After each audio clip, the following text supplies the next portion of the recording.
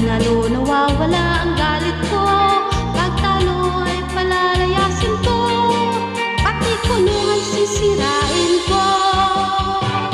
Boses niya ay nangingibabaw dahil sa kasisigaw.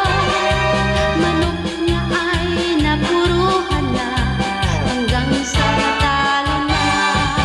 Tama na yan, uwi ka na, ako'y naiinis na.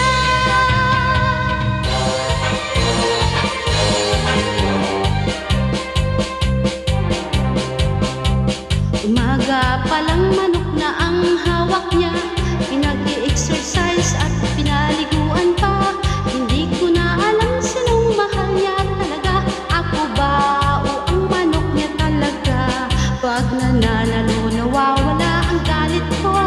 Pag talo ay palalayasin ko, pati kulungan sisirain ko.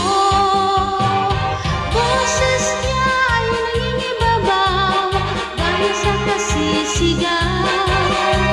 Manok niya ay napuruhan na hanggang sa natalo na.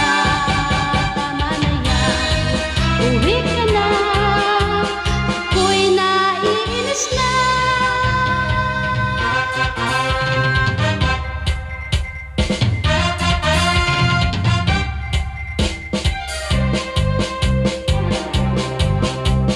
Meron akong ikukwento sa inyo, tungkol ito sa sawa kong sa bungero. Bigla-bigla na lang